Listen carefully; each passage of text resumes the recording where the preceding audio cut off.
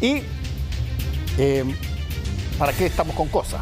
A nadie, de alguna manera, dejó incólume la intervención de Sebastián Sichel anoche, particularmente siendo muy duro con José Antonio Kast y particularmente con algunas personas de su coalición y haciendo una cosa que pocas veces se hace, yo no lo había visto mucho para ser franco, que fue determinar que le dieran libertad de acción a todos los militantes del partido para que no fuera un goteo así de a poco. Y eso, francamente, no tenemos idea a qué va a llevar. Estamos aquí con Tomás Duval, decano de la Facultad de Ciencias Sociales de la Universidad Autónoma. Muchas gracias por estar aquí con nosotros. Hola Fernando, muy buenas noches.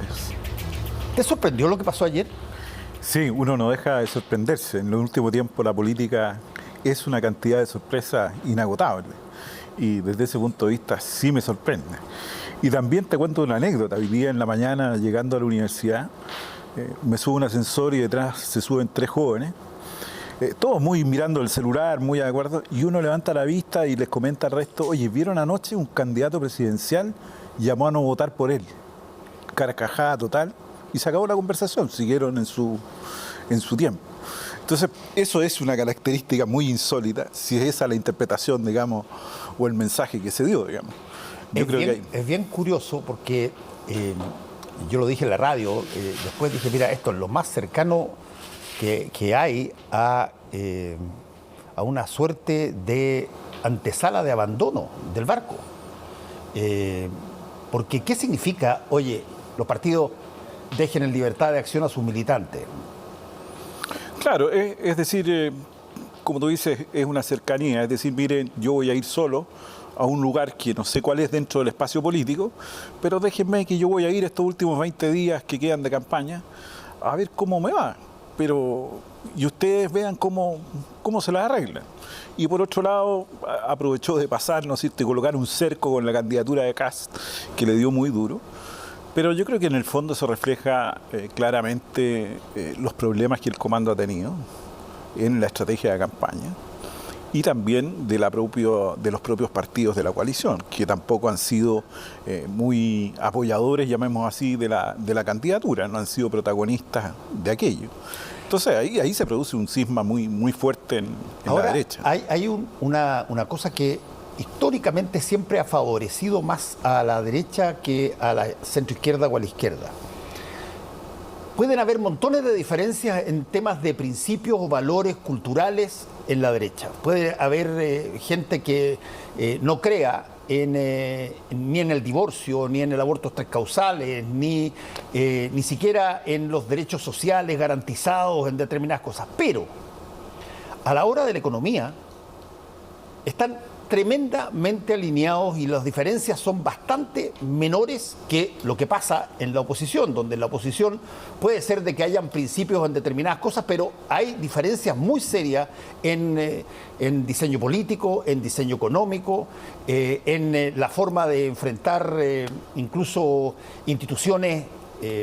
O sea, tienen muchas más diferencias y no han logrado nunca, de alguna forma, ser eficientes en conseguir algún tipo de acuerdo de base, claro, que dure en los últimos tiempos, estoy hablando, de 10 años hasta ahora. Y desde ese punto de vista, José Antonio Kast podrá ser despreciado por Sebastián Sichel, pero a la hora de tener que concordar, por ejemplo, una lógica económica, sea quien sea que pase a la segunda vuelta, no se van a demorar más de 5 o 6 minutos en estar de acuerdo.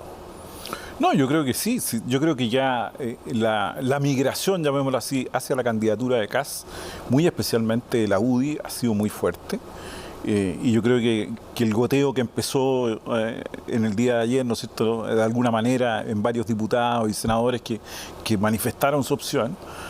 Incluso hoy día la senadora Van Rieselberghe, expresidenta del partido, se declaró en reflexión. O sea, eso demuestra que el Estado, básicamente la UDI, había emigrado con antelación detrás de la candidatura de José Antonio Kast. Y eso es una crisis también del comando. Si la particularidad de la candidatura de Sichel, que generalmente la derecha lleva candidatos independientes con un soporte de un partido. Sí. Generalmente es eso. Y aquí ocurrió que los partidos presentaron candidatos a las primarias y un independiente sin esa base de apoyo. Entonces, en un minuto todos pensaban que era otro el triunfador, ¿no es cierto? Pero triunfó legítimamente Sebastián Sichel. Y Sebastián Sichel posteriormente creyó, mi impresión ahí, un error estratégico, que con el mismo discurso de primaria, pegándole fuerte a los partidos políticos y despegándose del sector, iba a iniciar la campaña. Y ahí tuvo la primera crisis, y la segunda incorporó a los partidos. Hizo todos los esfuerzos para incorporarlos. Yo creo que los partidos se incorporaron muy a medias en esto. Y el último acto, por decirlo, que es el que vimos ayer, es decir, mire, ya váyanse a los partidos. Entonces, es una contradicción total que demuestra un diseño estratégico muy, muy complejo. Y la tensión es producto de que las dos candidaturas de la derecha, Kast, sin duda, ha tenido un crecimiento, según las encuestas, muy exponencial. Y eso es una candidatura sólida.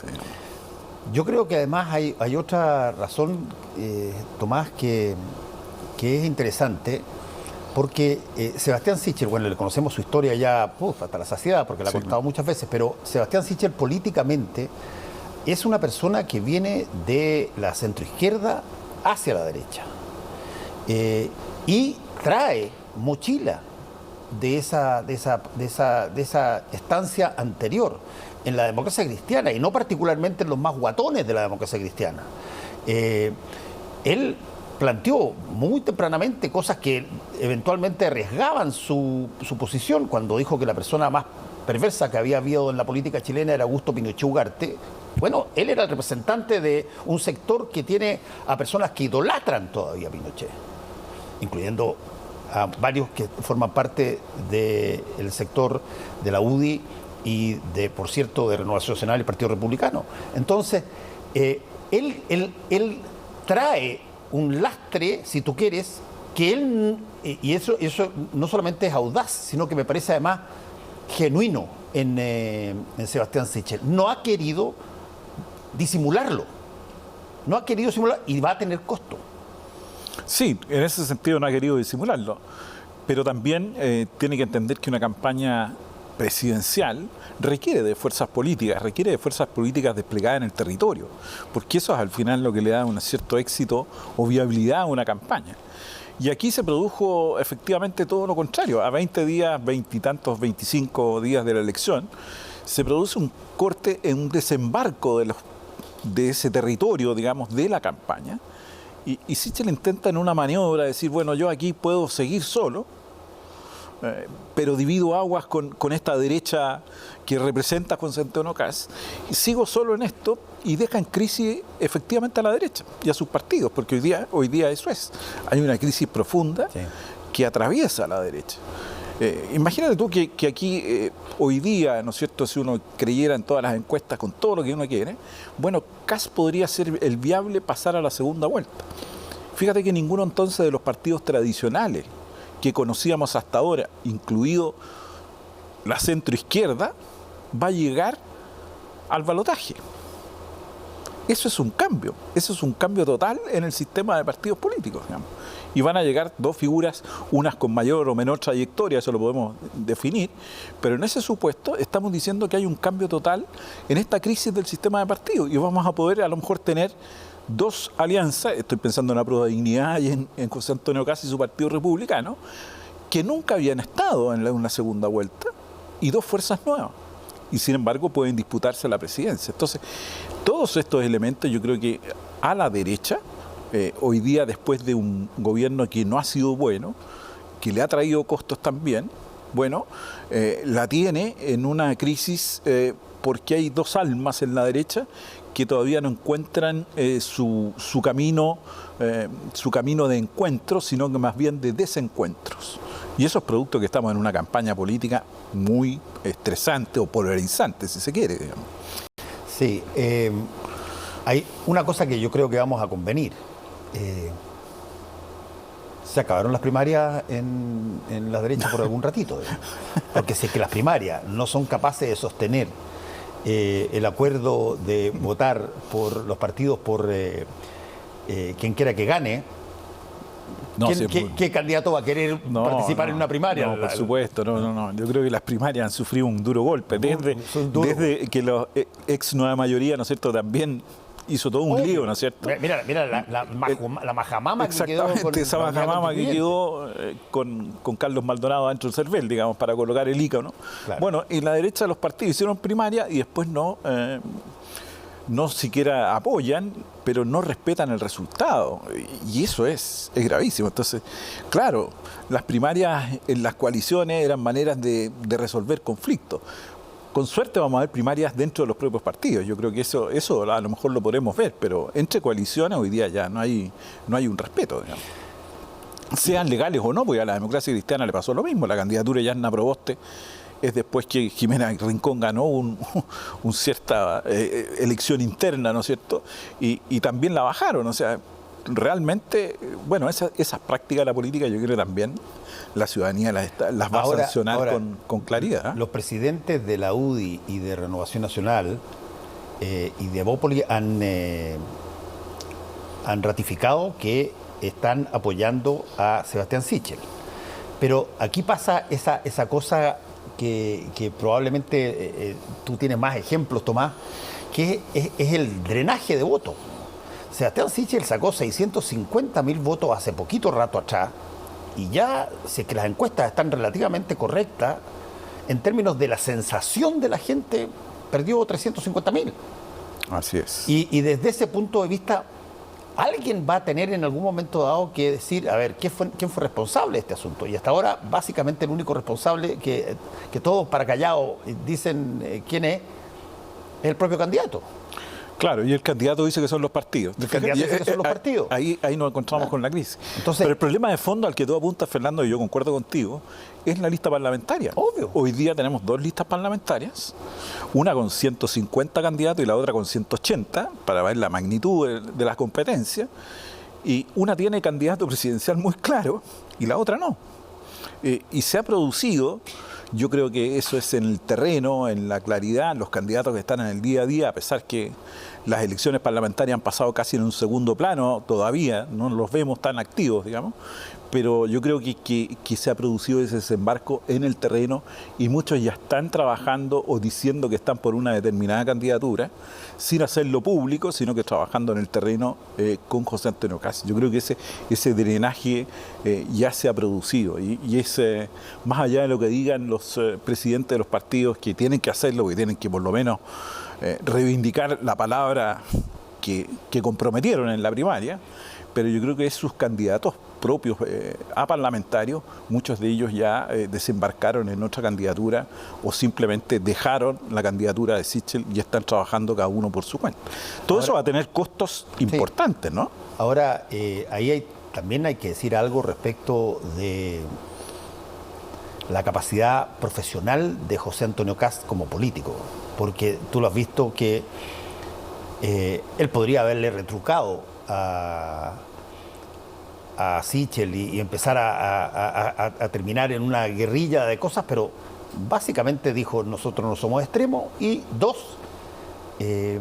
voy a estar ahí en caso que él pase y él va a estar, me imagino, ahí en caso que yo pase porque nos vamos a necesitar y él, o sea, con total calma, José Antonio Kast, y si las encuestas tienen algo de razón, no tiene que hacer, lo único que no tiene que hacer es exagerar la nota.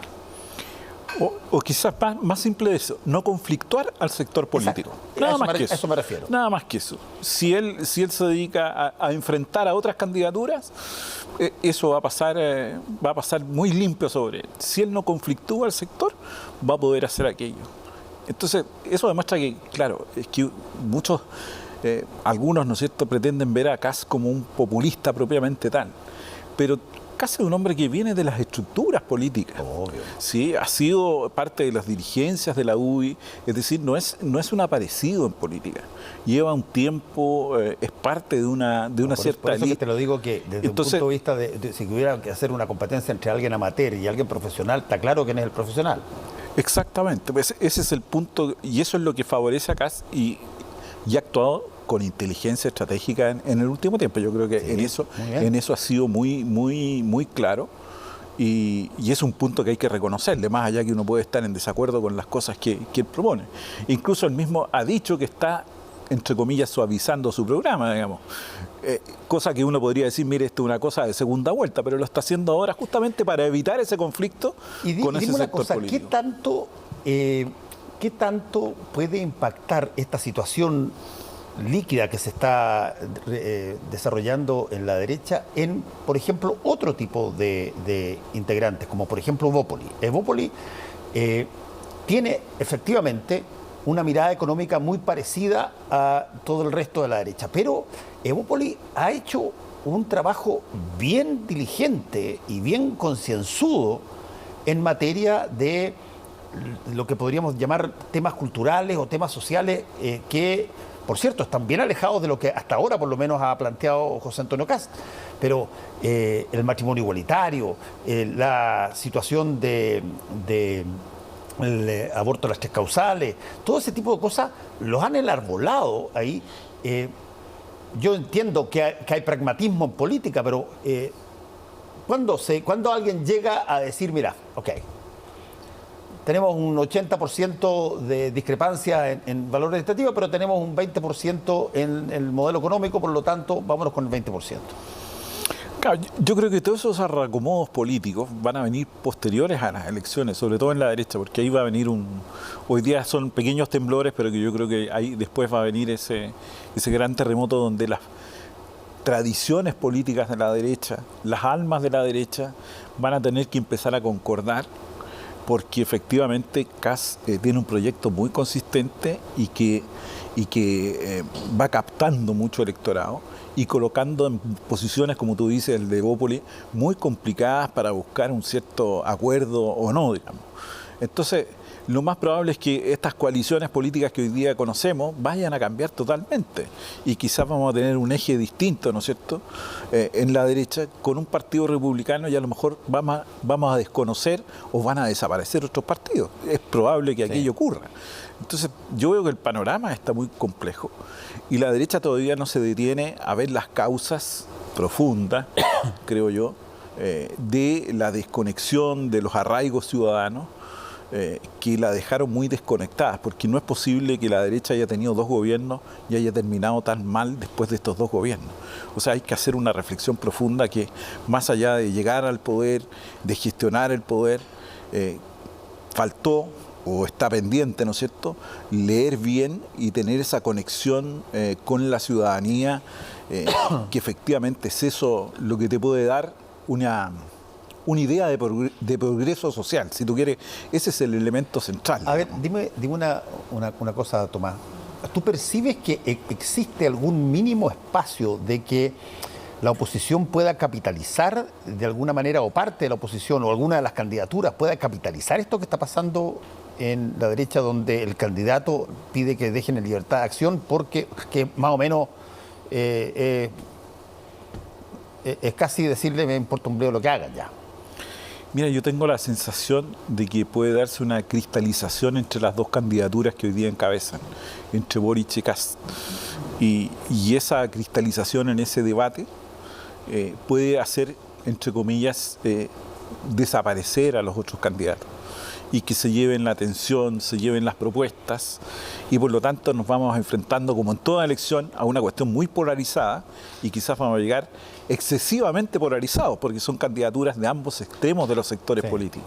Entonces, el peligro profundo es que hoy día sí está polarizada la élite política, pero no la sociedad. Pero si la campaña se vuelve como uno puede apreciar, con más fuerza, y sobre todo si vamos a tener una segunda vuelta, si esa polarización llega a la sociedad, es muy complejo el panorama ahí, porque ahí sí que vamos a tener dificultades distintas. Porque está bien, uno polariza en medio de una elección, pero si la sociedad se polariza, bueno, después reconstruir esa polarización, cualquiera sea el que gane, va a ser muy difícil. Y nos vamos a encontrar con posiciones muy extremas en que no va a haber un diálogo posible, digamos. ¿Sí? Sí. Y eso es muy complicado. Sí, ahora es bien curioso lo que puede pasar, porque hoy día estamos llenos de escenarios potenciales. ¿No? Mientras tanto, tenemos a la Convención Constituyente ya entrando en tierra derecha y han puesto cronogramas y las cosas van a avanzar. ¿Y eso de qué manera puede impactar la propia carrera presidencial? ¿O no hay tiempo para...? Yo creo que ya no hay tiempo. Yo creo que me imagino un escenario post. Un presidente electo o presidenta, digamos, porque estamos todos a aquello. Y van a haber tres poderes: un presidente recién electo con muchos votos, con una mayoría ciudadana importante, una convención con un poder muy importante que tiene que construir, y un Congreso también recién electo. Entonces, ahí vamos a tener una cuestión bien compleja en las relaciones y en los tiempos, porque mi impresión es que entre la convención que va a estar estableciendo un nuevo sistema político, un nuevo orden político, bueno, eso va a producir tensiones con el Ejecutivo, también recién electo, porque va a querer ejercer el poder, si por algo ganó la elección, digamos. Y un Congreso que también va a entrar en esa discusión respecto de la convención. Entonces, ahí hay un escenario bastante... Pero ahí, Tomás, hay un punto que es bien interesante, porque tú puedes tener, te pongo un ejemplo, en la derecha o en la izquierda, como pasó en el caso de la concertación o la nueva mayoría. Tú puedes tener una situación donde de pronto partidos que han peleado durante mucho tiempo históricamente se ponen de acuerdo porque hay algo más trascendental que sus propias divisiones, que es ganar el gobierno. Y así pasó después de la dictadura y después, en fin. Y ahora puede darse esa misma situación y que la derecha se apoye y eventualmente pueda dar el gobierno. Pero lo que normalmente pasa es que uno es pragmático para el candidato presidencial, pero no es tan pragmático para los parlamentarios. Y tú puedes tener un ganador o ganadora en la presidencial y perder el Parlamento. Exactamente. Y además de que si tú miras los votos, las votaciones que han habido recientemente, bueno, son palizas feroces en favor de la oposición, que no sabe, a mi modo de ver, porque se desarma, tiene una capacidad de fragmentación extraordinaria, no sabe cómo hacer para llevar esos votos en gobernadores regionales, en concejales, en alcalde, a el territorio de un presidente o presidenta. Claro, pues si estamos en un proceso político muy fragmentado y con aparición de fuerzas políticas nuevas. Por eso el escenario es tan importante, digamos. Lo que nos estamos imaginando, y yo también me estoy imaginando, que van a haber actores políticos distintos. Y van a estar en juego todos los elementos que tú dices, a lo mejor esos acuerdos, esas posiciones, porque quien llega al Poder Ejecutivo dice, bueno, ahora me toca gobernar si llegué a esto. Y la convención puede decirle, mire señor, vamos a cambiar el régimen político, claro. Entonces usted va a perder atribuciones más que ganar. Bueno, pero si yo llegué con un programa y lo tengo que hacer, bueno, ahí va a haber, estoy imaginando, ¿no es cierto?, un posible conflicto. Y por el otro lado, esa fragmentación se expresa, creo yo, se va a expresar en el Congreso, y eso también van a ser otros actores políticos. Entonces, el escenario yo lo veo muy complejo, pero tengo la esperanza de aquello que va a ir construyéndose adecuadamente. Fundamentalmente porque es la gran oportunidad de estos nuevos actores de demostrar su capacidad política. Yo creo que ahí se coloca en juego esa capacidad política de salir, porque la Constitución en parte es una respuesta a una situación. Sí. Y las constituciones en general en Chile han sido eso, respuesta a una situación pasada. Entonces, ¿cómo se encaran esos actores? Y probablemente esos actores que van a ser fundamentales en esto posteriormente desaparezcan y otros nuevos ingresen. Y eso es tremendamente emocionante, diría yo, e interesante. Sobre todo porque hay una votación joven que ha entrado a votar y eso es maravilloso. Exactamente, que le agrega un marco de incertidumbre extra. Exactamente. Tomás Duval, muchas gracias por haber estado con nosotros hoy día. Muchas gracias, Fernando.